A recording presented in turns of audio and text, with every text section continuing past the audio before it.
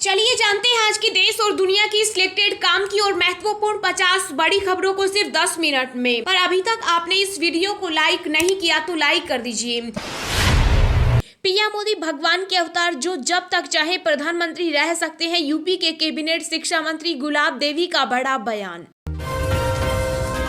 छठ पूजा पर केंद्रीय रेल मंत्री अश्विनी वैष्णव ने की घोषणा, 250 ट्रेनों का होगा संचालन। पीएनबी बैंक ने फिर बढ़ाया रेट, अब बुजुर्गों को फिक्स डिपॉजिट पर मिलेगा 7.8% ब्याज। एमसीडी चुनाव से पहले आमने सामने हुई आप और भाजपा, कूड़े का पहाड़ देखने पहुंचे अरविंद केजरीवाल तो बीजेपी ने काले झंडे दिखाकर किया विरोध। बीसीसीआई का ऐतिहासिक ऐलान, अब महिलाओं को भी पुरुष क्रिकेटर के बराबर मिलेगी मैच फीस। भारत में होगी यूएनएससी की आतंकवाद विरोधी बैठक, नई तकनीकों के दुरुपयोग पर रहेगा फोकस। 2024 तक हर राज्य में होगा एनआईए ऑफिस चिंतन शिविर में बोले गृह मंत्री अमित शाह। नोटों पर लक्ष्मी गणेश की तस्वीरों की मांग पर बोले भाजपा प्रवक्ता संबित पात्रा, कहा अब हिंदू बनने की कोशिश कर रहे हैं अरविंद केजरीवाल। 1 जनवरी से पेपरलेस हो जाएगा दिल्ली एम्स, मरीजों को आसानी से घर बैठे मिल सकेंगी कई सुविधाएं। असदुद्दीन ओवैसी के बयान पर भाजपा ने कसा जोरदार तंज, कहा हिजाब पहनने वाली लड़की कब बनेगी एआईएमआईएम की अध्यक्ष। कांग्रेस अध्यक्ष मल्लिकार्जुन खड़गे ने किया 47 सदस्यीय कांग्रेस संचालन समिति का गठन, सोनिया गांधी और राहुल गांधी भी समिति में शामिल। नौकरी पेशा वाले हो जाएं खुश, 2023 में एशिया में सबसे ज्यादा सैलरी भारत में बढ़ेगी। यूक्रेन के राष्ट्रपति जेलेंस्की ने किया बड़ा दावा, कहा रूस ने युद्ध में लगभग 400 ईरानी ड्रोन का इस्तेमाल किया। केंद्र सरकार की ओर से बुलाई गई राज्यों के गृह मंत्रियों की 2 दिवसीय बैठक, शामिल नहीं हुई बंगाल सीएम ममता बनर्जी, अधिकारी ने कहा त्योहारों में है बिजी। 2023 तक राजस्थान की हर ग्राम पंचायत में होगा अस्पताल, 1100 करोड़ खर्च करेगी गहलोत सरकार।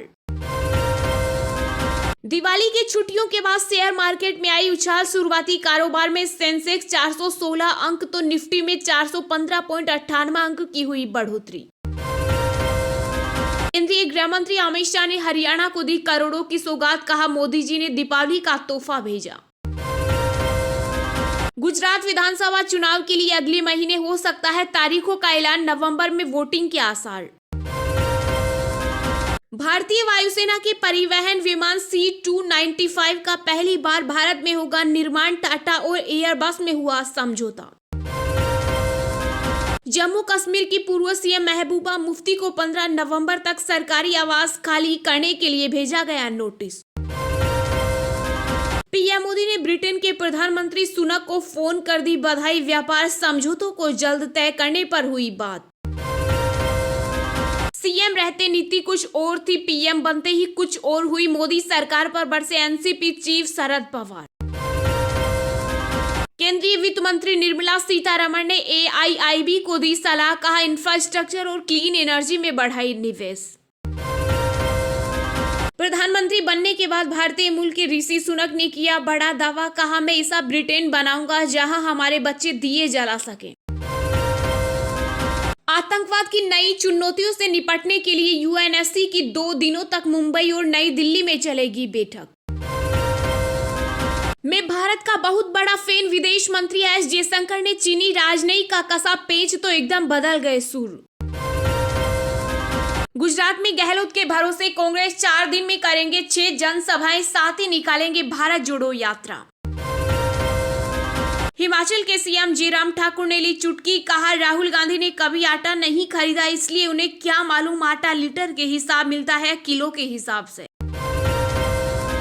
लद्दाख में नया रनवे बनाएगा बीआरओ, एलएसी के पास हवाई क्षेत्र को भी करेगा अपग्रेड, भारतीय सेना ने बनाया नया प्लान। दिल्ली में अब छठ पूजा को लेकर शुरू हुआ तकरार, आपने एलजी विक्की सक्सेना पर किया पलटवार, कहा सस्ते प्रचार के भूखे हैं, गिरा रहे हैं पद की गरिमा। अब स्कूलों में हर क्लास के बाद होगा दीक्षांत समारोह, पश्चिम बंगाल सरकार ने जारी की गाइडलाइन। तेलंगाना में आदिलाबाद के ग्रामीणों ने रचा इतिहास, ग्रीन इंडिया चैलेंज के तहत लगाए 20,000 पौधे। दिसंबर की जगह आरबीआई ने 3 नवंबर को एमपीसी की इमरजेंसी बैठक बुलाई, हो सकता है बड़ा ऐलान। प्रधानमंत्री नरेंद्र मोदी आज राज्यों के गृह मंत्रियों के चिंतन शिविर को करेंगे संबोधित। लखनऊ में एशिया की पहली पैथोजन रिडक्शन मशीन का लोकार्पण, सीएम योगी आदित्यनाथ ने दिया बड़ा तोहफा। दिल्ली में कूड़े पर घमासान, यमुना पर कौन देगा ध्यान, फिर इतने गंदे पानी में छठ पूजा। टैक्स पेयर्स अब 7 नवंबर तक भर सकेंगे आईटीआर, सरकार ने बढ़ाई डेडलाइन, नहीं लगेगा कोई जुर्माना। मल्लिकार्जुन खड़गे 29 अक्टूबर को नवसारी जाएंगे, अध्यक्ष बनने के बाद करेंगे पहला गुजरात टूर। एलन मस्क ने अपनी प्रोफाइल में किया बदलाव, ट्विटर चीफ के रूप में अपडेट किया बायो। केंद्रीय गृह मंत्री अमित शाह ने किया कांग्रेस पर वार, कहा हुड्डा की 3D सरकार में थे दरबारी दामाद और डीलर। विदेश मंत्री एस जयशंकर के कायल हुए यूएई के मंत्री उमर सुल्तान अल ओल्मा, कहा उनके जैसा दुनिया में और कोई नहीं। भारत के खिलाफ साइबर आर्मी बनाने में तुर्की ने गुपचुप तरीके से की पाकिस्तान की मदद। पूर्व बीजेपी सांसद सुब्रमण्यम स्वामी ने मोदी सरकार के मंत्री हरदीप पुरी पर लगाया भ्रष्टाचार का आरोप, कहा सरकारी पैसे से विदेश में खरीदा था फ्लैट। पीओके में अत्याचार के लिए पाक को भुगतना होगा अंजाम, रक्षा मंत्री राजनाथ सिंह का बड़ा बयान। भारत में प्रति व्यक्ति ग्रीन हाउस गैस का उत्सर्जन विश्व औसत से बहुत कम, अमेरिका सबसे ऊपर। आजम खान को 3 साल की जेल, हेट स्पीच मामले में रामपुर कोर्ट ने सुनाया फैसला, विधायक की जाना भी है लगभग तय। नए साल तक हो जाएगी 5G की कमर्शियल लॉन्चिंग, फिलहाल चुनिंदा शहरों में ट्रायल आधार पर मिल रही है 5G सेवा।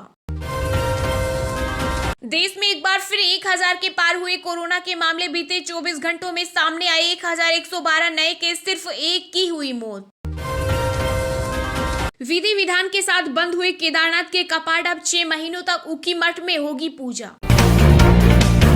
प्रधानमंत्री नरेंद्र मोदी आज राज्यों के गृह मंत्रियों के चिंतन शिविर को करेंगे संबोधित। जी हां, प्रधानमंत्री नरेंद्र मोदी आज हरियाणा के सूरजकुंड में आयोजित होने वाले राज्यों के गृह मंत्रियों के 2 दिवसीय चिंतन शिविर को संबोधित करेंगे। इसकी जानकारी प्रधानमंत्री कार्यालय ने एक बयान में दी है। पीएमओ ने कहा कि प्रधानमंत्री वीडियो कॉन्फ्रेंसिंग के माध्यम से इस चिंतन शिविर को संबोधित करेंगे। 2 दिवसीय चिंतन शिविर की शुरुआत 27 अक्टूबर को होगी और यह आज 28 तारीख को समाप्त होगा।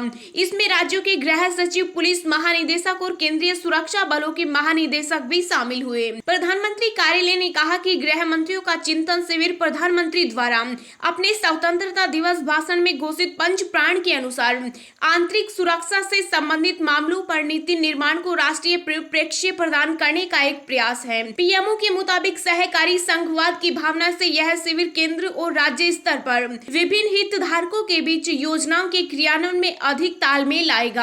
शिविर में पुलिस बलों की आधुनिकीकरण, साइबर अपराध प्रबंधन, भूमि सीमा प्रबंधन, तटीय सुरक्षा, महिला सुरक्षा, मादक पदार्थों की तस्करी जैसे मुद्दों पर विचार विमर्श किया जाएगा।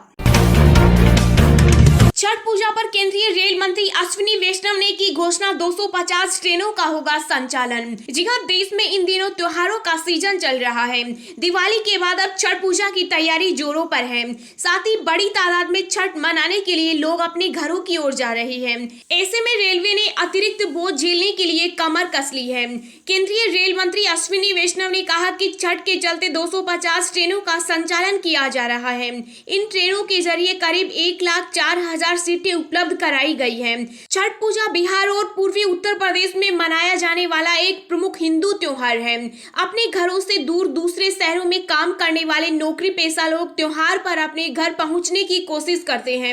ऐसे में रेलवे समेत यातायात के अन्य साधनों पर अतिरिक्त दबाव पड़ता है, जिसके चलते सरकार ने इस साल कुछ उपाय किए हैं ताकि लोगों को उनके गंतव्य तक पहुंचने में मुश्किलों का सामना न करना पड़े।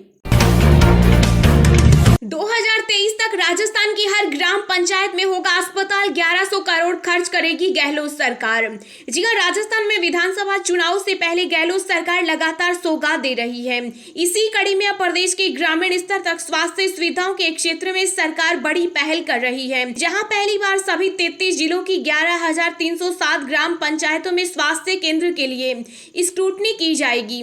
जानकारी के मुताबिक करीब 1300 ग्राम पंचायतें सरकार ने चिन्हित कर ली है जहां एक भी स्वास्थ्य केंद्र नहीं है। ऐसे में सरकार इन पंचायतों में 2023 के आखिर तक अस्पताल खोलना चाहती है। सरकार की ओर से इस योजना पर करीब 1100 करोड़ रुपए खर्च किए जाएंगे।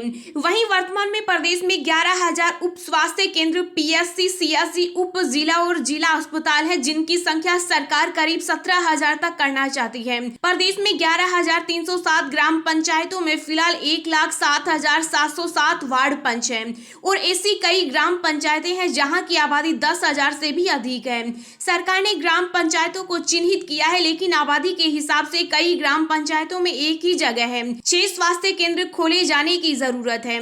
वहीं आने वाले दिनों में कई गांवों में उप स्वास्थ्य केंद्र, पीएससी, सीएससी की सुविधाएं भी बढ़ाने की ओर सरकार की मंशा है।